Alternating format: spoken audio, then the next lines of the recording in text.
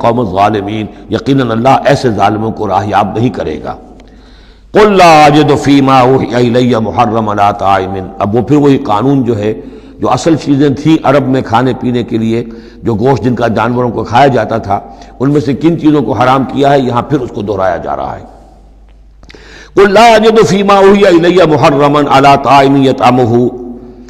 کہہ دیجئے میں تو نہیں پاتا اس شے میں جو میری طرف وحی کی گئی ہے، یعنی جو قرآن میری طرف وحی کیا گیا ہے، جو شریعت میری جانب وحی کی گئی ہے، میں اس میں نہیں پاتا کہ کوئی اور شے ہو کسی کھانے والے پر حرام،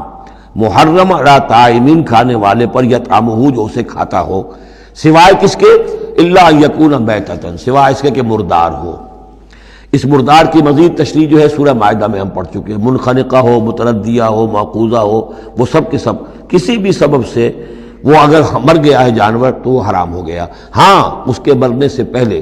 کوئی اونچائی سے گر گیا ہے، لیکن یہ کہ ابھی جان ہے اور آپ نے ذبح کر لیا ہے اور خون نکل گیا، وہ جائز ہو جائے گا۔ لیکن اگر آپ کے پہنچنے سے پہلے، ذبح کرنے سے پہلے اس کی موت واقع ہو چکی ہو تو وہ مردار میں ہے، تو مردار کی کوئی بھی شکل ہو وہ حرام ہے۔ او دمن مسفوحا، یا خون ہو بہتا ہوا،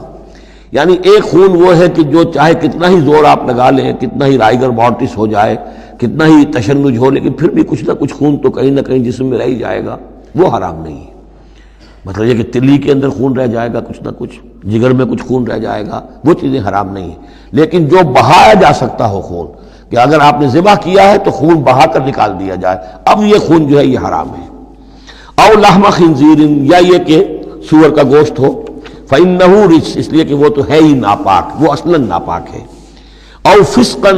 یا یہ کہ وہ ناجائز شے ہو، احل لغیر اللہ بہ، جس پر اللہ کے سوا کسی اور کا نام پکارا گیا ہو، کسی اور کے نام پر ذبح کیا گیا ہو، کسی اور سے تقرب کی نیت پر وہ اس کی قربانی دی گئی ہو، چاہے وہ نام اللہ ہی کا لیا جا رہا ہو، لیکن نیت میں اگر یہ ہے اور جا کر کسی خاص استھان کے اوپر اس کو ذبح کیا ہے، کسی خاص مقام پر کیا ہے، کسی خاص قبر پر کیا ہے، تو ظاہر بات ہے کہ دل کے اندر تو چور وہی ہے۔ فمن اضطر غیر باغ، لیکن ان میں سے بھی جو لوگ مضطر ہو جائیں، مجبور ہو جائیں، نہ تو ان کے اندر حد سے بڑھنے کی کوئی غیر باغ، نہ تو اس کی کوئی طلب ان کے اندر ہو، ولا عاد، نہ حد سے زیادہ بڑھے، صرف جان بچانے کے لیے تھوڑا سا ان میں سے اگر کچھ کھا کر جان بچائی جا سکے تو اجازت ہے۔ فإن ربک غفور رحیم، تو یقیناً آپ کا رب غفور ہے، بخشنے والا، اور رحیم ہے، رحم فرمانے والا۔ وعلی الذین ہادوا حرمنا کل ذی ظفر، اور ہم نے ان پر جو یہودی ہوئے تھے حرام کر دیا تھا ہر وہ جانور جس کا ایک کھر ہوتا ہے۔ جانور ایک وہ ہے جیسے کہ گائے ہے، ان کے یہ پیر جو ہے وہ پھٹے ہوئے ہوتے ہیں، اور ایک جانور ہوتا ہے جس کا کھر ایک ہی ہے، ایک ہی نہ، تو کھر والے جانور گھوڑے کا ایک ہی ہے، تو یہ چیزیں جو ہے وہ ان کے اوپر حرام کر دی گئی تھی۔ بعض چیزیں تھیں کہ جو اصلاً حلال تھیں، لیکن یہ کہ یہودیوں پر ان کی جو وہ شرارتیں تھیں، ان کی وجہ سے جیسا کہ ہم پڑھ آئے ہیں، بہت سی چیزیں ان پر حرام کر دی گئی تھی۔ وعلی الذین ہادوا حرمنا کل ذی ظفر، اور ہم نے یہودیوں کے اوپر تو حرام کر دی تھی ہر ایک ناخن والے جانور کو۔ ومن البقر والغنم حرمنا علیہم شحومہما، اسی طریقے سے گائے اور بکری وغیرہ میں سے بھی ہم نے اس پر ان کی چربی جو ہے وہ حرام کر دی تھی۔ الا ما حملت ظہورہما، سوائے اس کے کہ جو ان کی پیٹھ کے ساتھ لگی ہوئی ہو، پٹھ کے ساتھ جس کو ہم کہتے ہیں لگی ہوئی ہے، اب الحوایا، یا انتڑیوں کے ساتھ لگی ہوئی ہو، او مختلط بعظم، یا جو ہڈیوں کے اندر ہو، تو یہ جو ہے یہ چیزیں تو چربی کی جائز تھی ان کے لیے، باقی چربی جو ہے کھلی وہ ان کے لیے حرام کر دی گئی تھی۔ ذالک جزیناہم ببغیہم، یہ ہم نے انہیں سزا دی تھی ان کی شرارت کی بنا پر۔ یہ مستقل آسمانی شریعت کا حصہ نہیں تھا، بلکہ یہ خاص طور پر ان کے اوپر تنگی کی گئی تھی ان کی شرارتوں کی وجہ سے۔ وَإِنَّا لَصَادِقُونَ، اور ہم جو کچھ کہہ رہے ہیں وہ بالکل صحیح ہے اور درست ہے۔ فَإِن كَذَّبُوكَ، پھر اے نبی اگر یہ آپ کو جھٹلا دے، فَقُلْ رَبُّكُمْ ذُو رَحْمَةٍ وَاسِعَةٍ، تو کہہ دیے تمہارا رب بڑی وسیع رحمت والا ہے، وہ تمہیں فوراً نہیں پکڑ رہا، نہ فوراً معجزہ دکھا رہا ہے تاکہ پھر تمہاری مہلت ختم ہو جائے، اس کی رحمت کا تقاضا یہ ہے کہ وہ تمہیں ابھی اور مہلت دے رہا ہے۔ وَلَا يُرَدُّ بَأْسُهُ عَنِ الْقَوْمِ الْمُجْرِمِينَ، لیکن یہ کہ جب اس کی پکڑ آ جائے گی، اس کی سخت آ جائے گی، تو اس کو لوٹایا نہیں جا سکے گا مجرموں کی قوم سے۔ پھر جب وہ آ جائے گی بات، إِنَّ بَطْشَ رَبِّكَ لَشَدِيدٌ، پھر وہ بڑی سخت پکڑ ہوگی اور کوئی اس کا منہ پھیرنے والا نہیں ہوگا۔ سَيَقُولُ الَّذِينَ أَشْرَكُوا لَوْ شَاءَ اللَّهُ مَا أَشْرَكْنَا وَلَا آبَاؤُنَا وَلَا حَرَّمْنَا مِن شَيْءٍ، ان قریب کہیں گے یہ مشرک لوگ اگر اللہ چاہتا تو نہ ہم شرک کرتے، نہ ہمارے آباء و اجداد کرتے، نہ ہم نے ان چیزوں کو حرام ٹھہرایا ہوتا جنہیں تم کہہ رہے ہو کہ حرام نہیں ہے اور ہم نے خامخواہ حرام ٹھہرا دیا ہے۔ اللہ تو علی کل شیء قدیر ہے، وہ ہمیں روک سکتا تھا، اس کا اختیار تھا، وہ ہمیں یہ کام نہ کرنے دیتا۔ یہ کٹ حجتیاں انسان کرتا ہے۔ کذالک کذب الذین من قبلہم، اسی طرح جھٹلایا تھا ان لوگوں نے جو ان سے پہلے تھے، حتی ذاقوا باسنا، یہاں تک کہ انہوں نے ہمارے عذاب کا مزہ چکھ لیا۔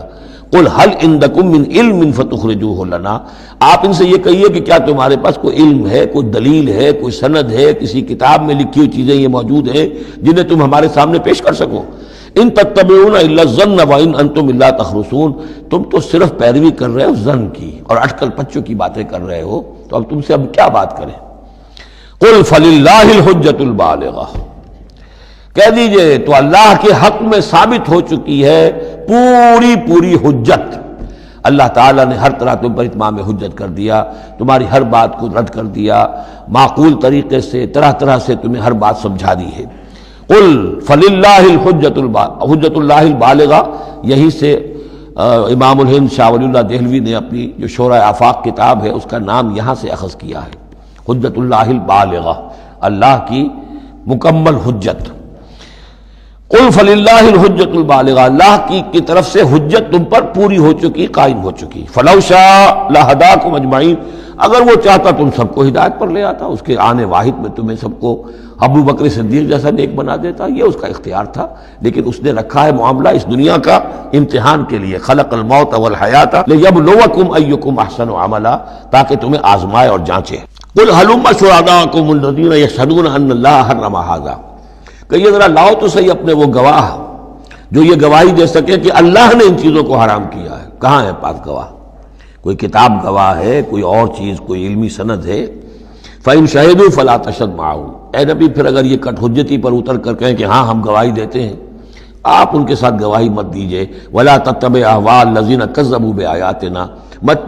پیروی کیجئے ان لوگوں کی خواہشات کی جنہوں نے ہماری آیات کو جھٹلا دیا ہے۔ وَالَّذِينَ لَا يُؤْمِنُونَ بِالْآخِرَةِ هُمْ بِرَبِّهِمْ يَعْدِلُونَ، اور جو لوگ آخرت پر ایمان نہیں رکھتے وہی ہے کہ جو اپنے رب کے ساتھ دوسروں کو برابر کر دیتے ہیں۔ یہ پہلی آیت جو تھی سورہ مبارکہ کی، ثم الذین کفروا بربہم یعدلون، اسی پر وہ پہلی آیت ختم ہوئی تھی، اور یہاں 150ویں آیت میں پھر یہ لفظ آ گیا۔ یہ لوگ جو ہیں پھر بھی جو آخرت پر یقین نہیں رکھتے، جنہیں ڈر نہیں ہے اللہ کے حضور میں حاضری کا، وہ پھر جس کو چاہتے ہیں اللہ کے برابر کر دیتے ہیں۔